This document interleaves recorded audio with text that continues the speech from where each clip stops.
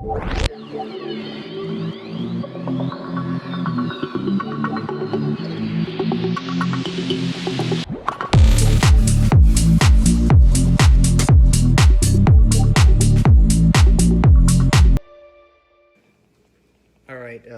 I promised you guys that I would have some better video of wet sanding, not me at a distance, but up close. So as promised, here's a little wet sanding 101 tutorial. This mask, the way it was prepped is I did about 5 layers of clear coat. So it is shiny, but it is not refined. You can kind of see from the video here that not all of the lights are completely crisp. They're a little distorted. So what we're going to do is we're going to wet sand this and we are going to refine it and make it look better. I've got everything here that I need. So basically I have a towel just to clean up, because if you can't tell, I'm doing this in my kitchen, but this is where I have the best lighting. It's the coolest. It's not a super messy process, but something where you just want to put a towel down. But got a base towel. I've got my towel here to just kind of wipe up excess water. I have my towels to take off my polishing, because we'll be doing that. I have my spray bottle with water. I have 2,000 grit sandpaper. I have 3,000 grit sandpaper and 5,000 grit Trizact pad. So these actually aren't paper, it's a reusable piece, and I just cut them into sections like that. This is actually just sandpaper. You can pretty much get them at paint supply stores or auto body stores, nothing too crazy. And then all the pads I'll be polishing with, I always do a 4-stage to get the best results. So a wool for cutting, a medium pad for polishing, a lighter pad for refinement, and then a black pad for finishing. That way it gives me that crystal clear, crisp finish. So first thing we do is just kind of spray the mask. Anytime you see these beads, that basically shows that the clear coat is fully intact and there's contact angle. But when there's contact angle like this, we want to smooth it out. So essentially the clear coat has kind of rippled up, and that's what's causing this little beading of the water. As we smooth the clear coat out, this water will stick and the beads won't be as defined. So what I'm going to do is I'm going to start with 2,000 grit sandpaper, and then I'm going to go to 3,000 and then 5,000. You don't necessarily have to do as many steps as I'm doing. I just do it because I'm OCD. So spray a little bit of water on your 2,000 grit. You can go down to 1,500 if you want. Personally, I think 2,000 is a nice number to start at. You can either leave the mask laying down or you can pick it up. I like to pick it up to get a better feel for it. I will do a general sanding of the entire mask first, just to kind of get the water spread out and start to get it absorbed into the surface. When you're first starting off, it's going to feel rougher and you don't want to go too fast. You just want to kind of start to break down that rough clear coat. So just kind of go slow. You're just basically putting the weight of your hand on this. You can apply more pressure when you get more comfortable. You just always want to be careful around edges and things like that. But you're basically just kind of working this in here. Now when you get into little areas like this, just be very careful. What I actually like to do is take the sandpaper and roll it and just kind of go like that. It's such a small area that, you know, it doesn't have to be completely perfect. The last thing you want to do is go too fast or go too aggressive and an edge of the paper kind of gouge that finish. That's what's nice about using these, is these are a lot softer and bendier, so you can get in those corners a little bit better. So this first sanding layer, so to speak, or step with the sandpaper and the 2,000, you're really just working on going a little bit slower and just kind of knocking all of this down. It is a very tedious process. I do not recommend trying to, you know, get this done in minutes, because it will not be done in minutes, or if you get it done in minutes, you're going to be re-clear coating things and fixing them and starting all over from the beginning.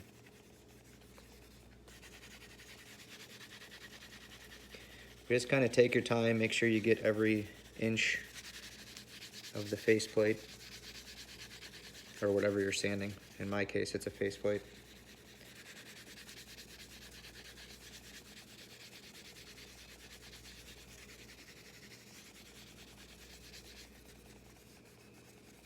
So I've done about half of it, so I'm just going to wipe it down. And you'll have kind of like a haze on the areas where you've sanded, and where you haven't sanded, it'll be shinier and kind of gritty. And that'll give you a good idea of where to continue to sand.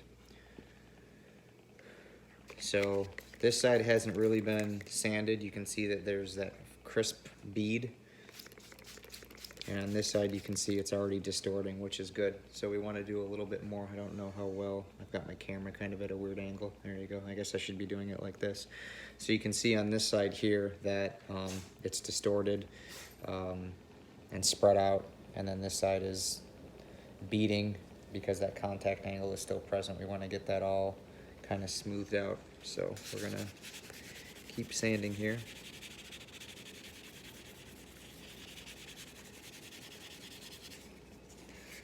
Some people like to use sanding blocks or wallets. Personally, I like to be able to feel the sandpaper with my hand. It can take longer because you've got grooves in your finger versus it being completely flat. But when something is completely flat, it can also create more surface tension, and if you're going on, say, an edge, you could burn through that edge. So I like to do multiple steps freehand versus trying to use a sanding block.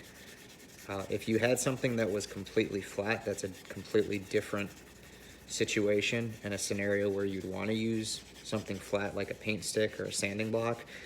But in a situation where this has very few, flat areas, you're better off just using your hand, in my opinion, and the results that I get.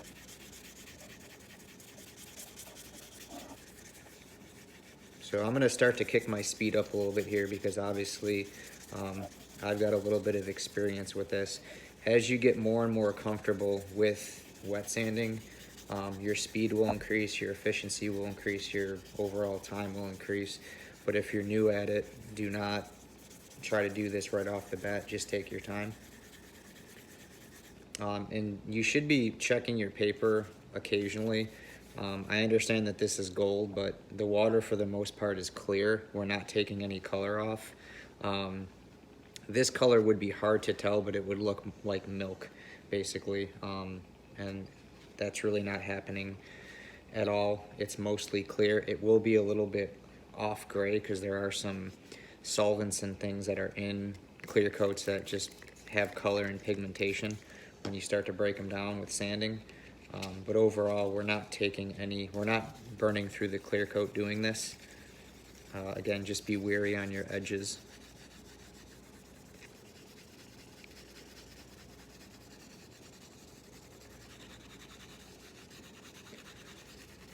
And if you're ever not sure, it's always better to do less than to do more. You start with the least aggressive method.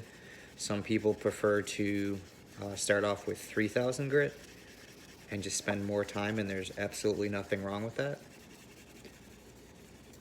My method is to put several layers of clear on, let it fully harden and cure, and then just start off with 2000. I would never really recommend starting off lower than 1500. I mean, 1000's kind of crazy. I mean, you can, but if you're new at it, I wouldn't. Because this is on here really thick, so I could actually drop down to 1500, but I'm not going to. I'm just going to kind of show you how to use 2000 because it's pretty safe.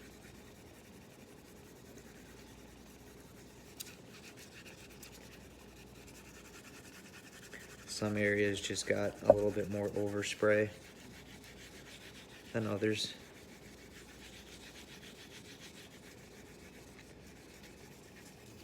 This side's really smooth. A little bit of grittiness on the edge, but again, you just want to be very careful with the edges.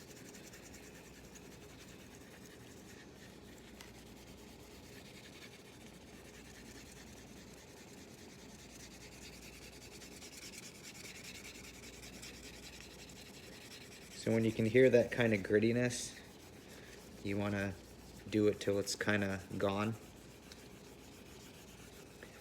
And once you don't really hear much grinding or everything, you know you're kind of getting it to where you need to be.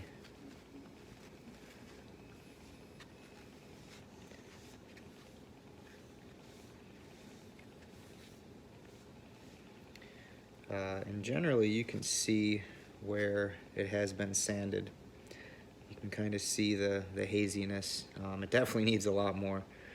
Like I said, I put a lot of layers of clear on this, so what I'm going to do is continue knocking this down with 2000. I'll just do a little time lapse here, and then we'll transition over to the 3000 and 5000.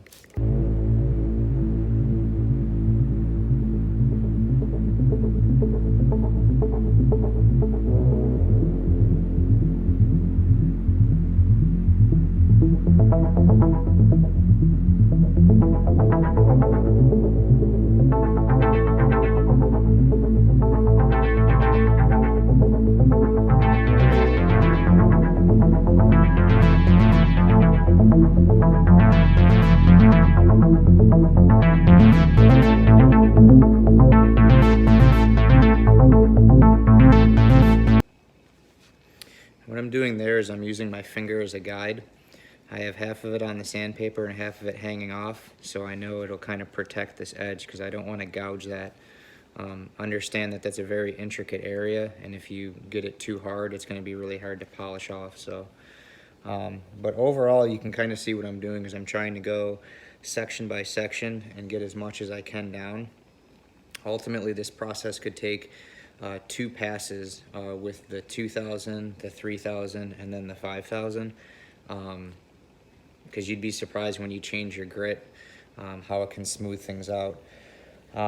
Again, it doesn't have to be showroom. I just want to try to make it a lot cleaner than just a basic rattle can clear coat job. So we're just going to keep sanding.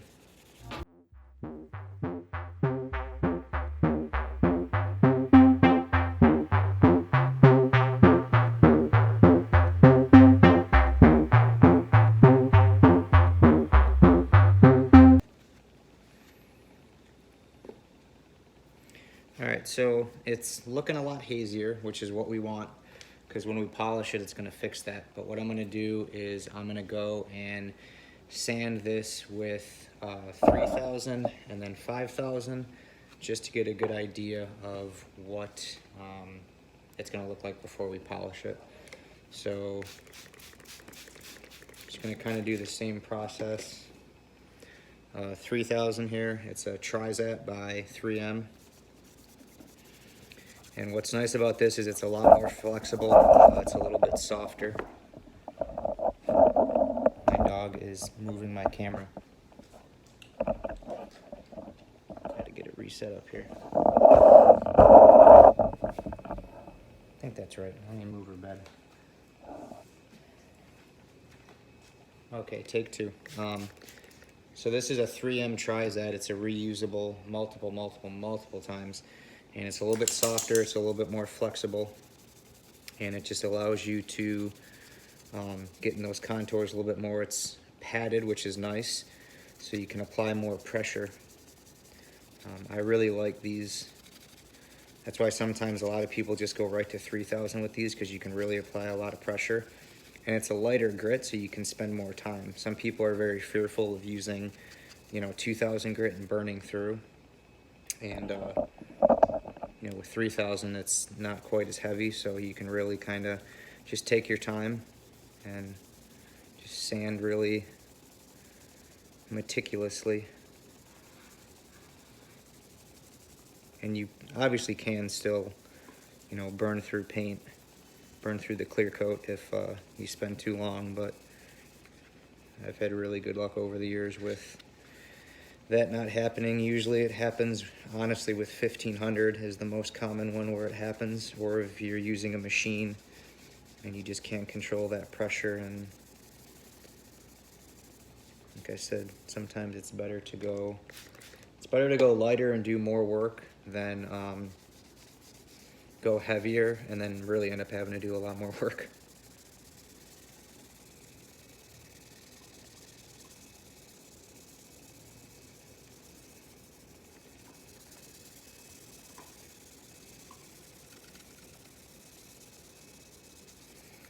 said, usually what ends up happening is you end up doing like 2 rounds with the 3000 grit. It's like anything else, like when you start sanding off, like if you're sanding wood, you know, you usually don't spend a ton of time with like 80 grit or 100 grit, but then you spend more time with the 220 or the 240, whatever you're using, to kind of smooth all that out. And that's pretty much the same idea here, but you still need that heavy grit just to get the ball rolling. So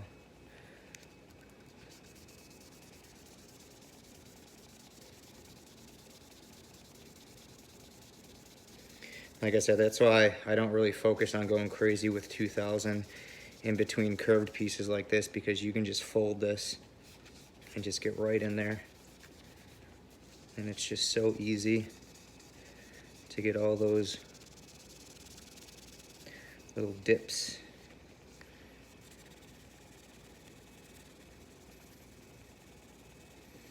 And this does have a Velcro backing, so if you were wanting to hook it up to a machine, you can.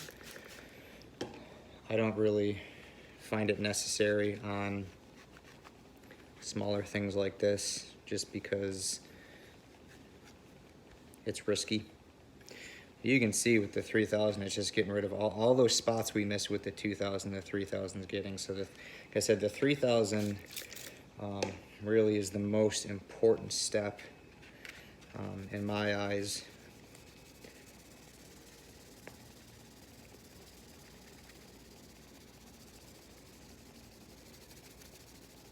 And then when we go to the 5000, it's actually going to make it a lot shinier, because it's actually a polishing stage. Not really, it's not necessary, I just do it just because.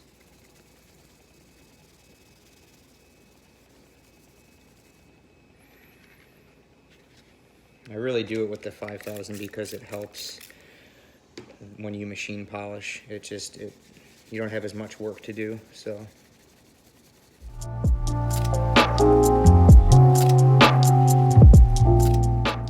So now at this point, you have 2 options. One, actually you have 3 options. One, you can scan your mask over and see if there's any other spots and go back and hit them up. 2, you can go to 5000. 3, you can polish. So it's really up to you. I'm gonna go with option 1 because I've got some stuff right here. It almost looks like I didn't even polish it. It's probably just where I put more clear coat on. Everything else looks pretty good. There's a couple spots here and there that are lower. I'll hit them up on the way, but this side of the mask looks great. It's nice and hazy, but it's smooth. See how it's smooth? That's what we want. So here, I'm not sure if you can pick that up, but how there's texture. So we want to try to knock that down.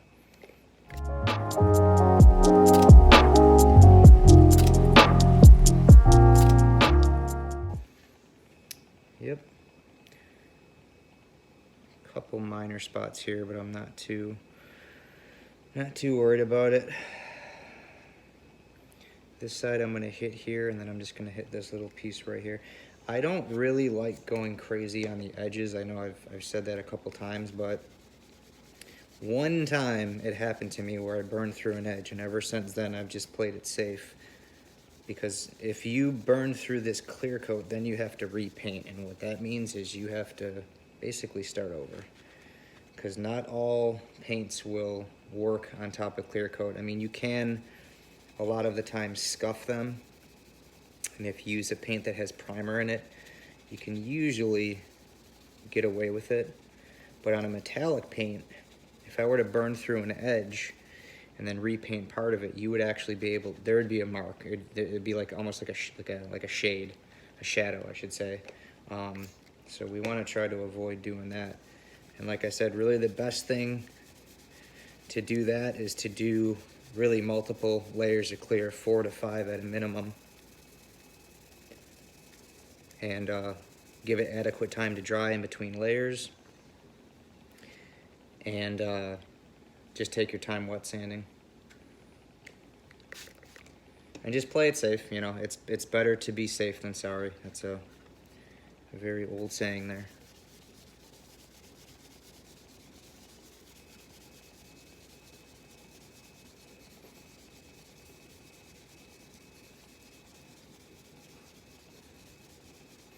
Some people too, when they wet sand, they like to use soap, which is fine. It just increases lubricity. It will take longer to sand though, because there's more lubricity there. It's not gonna have that cut. So it will take a little bit longer. But again, some people play it safe and there's nothing wrong with that.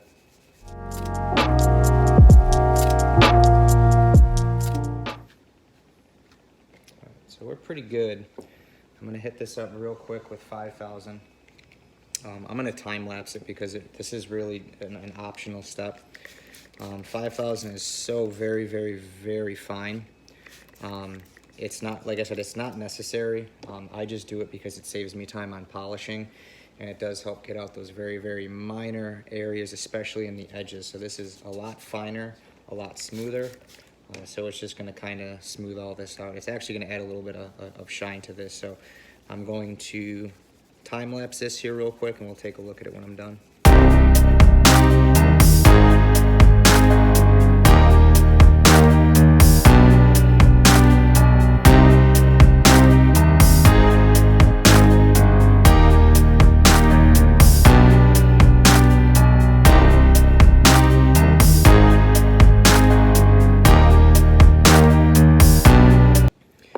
And again, I'm hoping that the camera picks this up. There really is no dips. It's just all uniformed, and that's really what we want. We want it all smooth. It's so smooth. It's crazy when you get to this stage. There's a couple ripples in the corner.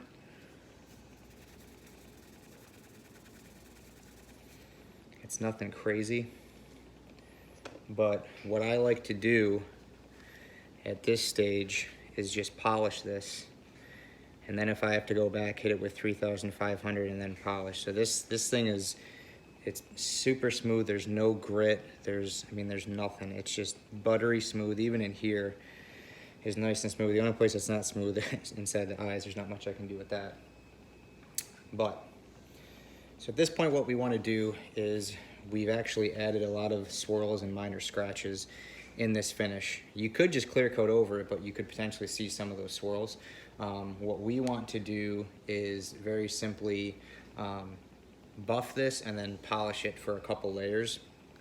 And the reason why we want to do that is because we want to avoid clear coating again, because you could potentially still get all that overspray. So by buffing and polishing this, it will be done. Once it's shiny, we're done. There's no more clear coating, there's nothing, it's just done. So what we're gonna do is we're gonna take our Meguiar's compound, and we're gonna take a wool pad, 4-inch wool pad. We're gonna use our drill attachment that we used last time.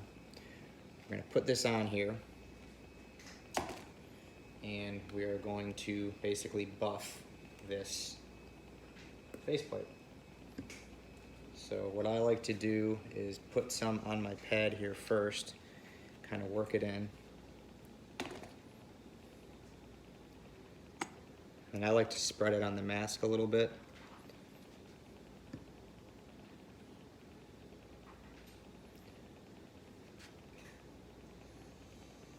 Now this is something that you do need to be careful with, because you can burn through paint with a wool pad and with compound. Any of you people watching that have ever tried to detail a car and used a big buffer and had a bad experience, the same thing can happen on here. So I like to kick this down to 1, just for starters. You do want to hold this mask because this thing will go flying without it, and we're basically just going to buff it.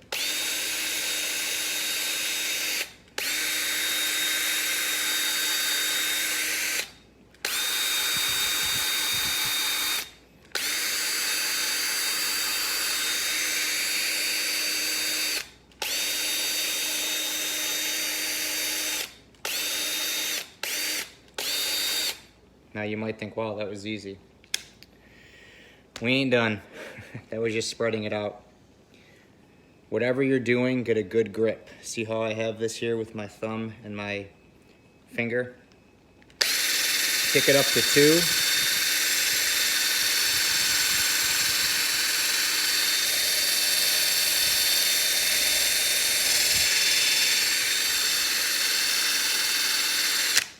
Some people would say, why don't you use a vice grip?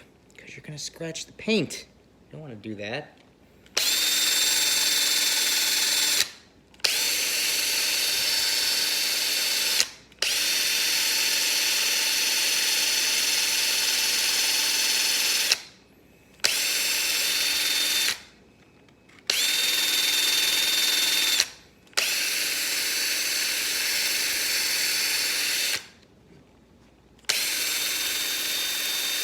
Always be careful around the edges, same as sanding. This is still abrasive. This is like 8,000 grit sandpaper, what we're doing, maybe a little bit lower. So I'd say more like 6,000 to be perfectly honest.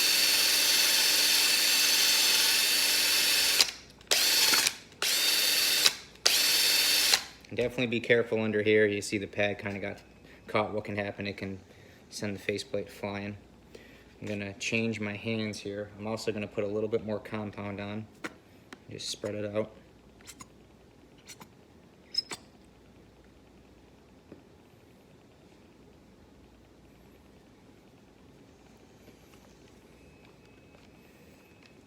I'll knock it down to 1 just to spread this out.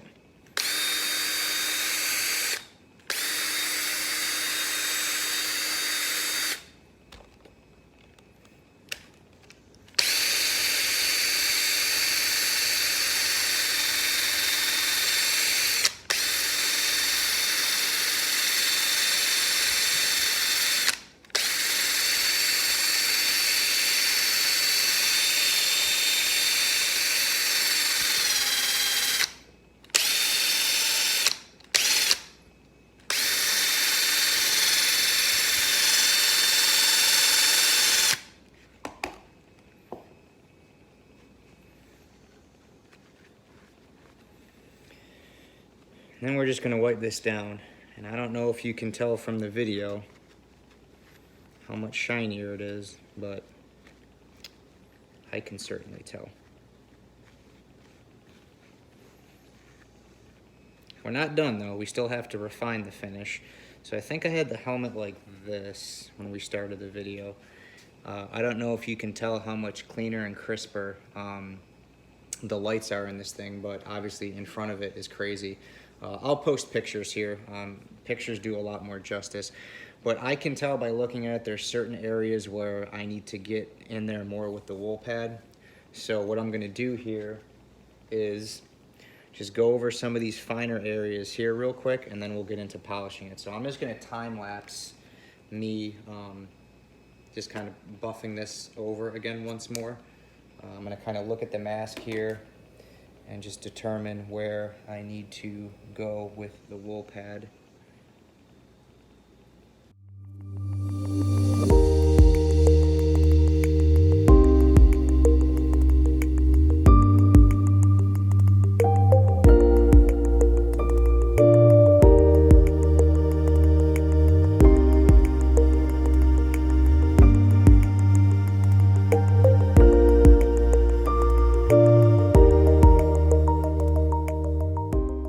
Hopefully you can see, you can definitely tell from right there how much shinier this is. We have gotten rid of the textured clear coat and we have smoothed this out. Now this will actually be so much more glossier when I do the other stages of polishing.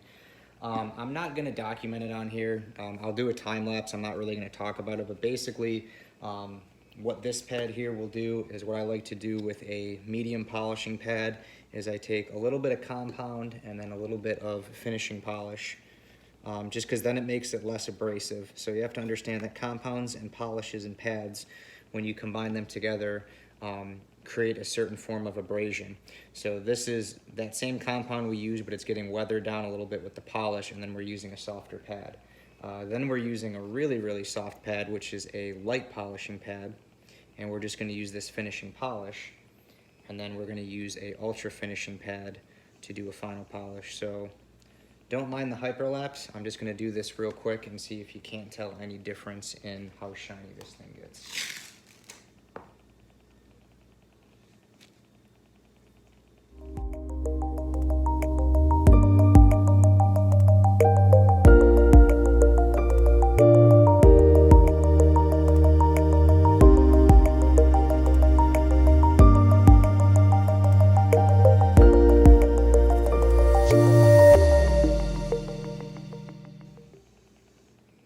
Look shinier? No? Keep going? Okay.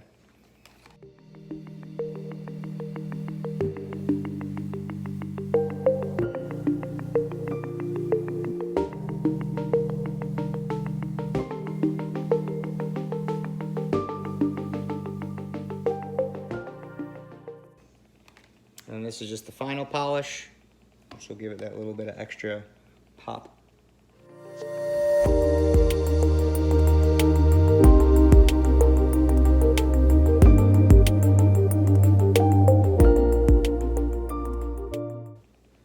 Drill battery is pretty much dead. I didn't charge it, but you get the general idea. Now I will go back through and I will actually put a specialty light under this to ensure that all of these sanding marks and everything were removed. So this doesn't necessarily mean that this is finished, but it is for now. Overall, pretty happy with it. There's a couple spots I see where I'm gonna have to go back and touch up. And doing this is a patience game. It really is. You know, you may have to go back and do the same step 2 or 3 times to get it just right. It all depends on how OCD you are. Overall, though, I mean, this thing looks pretty ridiculous. You can definitely see the difference in what it looked like before compared to how it looks now. I mean, the lines, the lights, everything is very, very crisp. So that's pretty much your tutorial there, your wet sanding 101. So if you enjoyed this video, give me a like, give me a thumbs up, and we'll be doing more. We're gonna also have the Iron Man helmet that we're gonna be polishing. That is the Mark 85, so we're gonna be doing that whole helmet as well. But hopefully this guy's helped you out. If it did, leave me a comment, leave me a like, or maybe you subscribe. And if there's something else you'd like to see, leave a comment and I'll get it up for you. But for now, Mark 85 faceplate looks pretty good. Just gotta do the rest of the helmet. So we'll see you next time, guys. Thanks.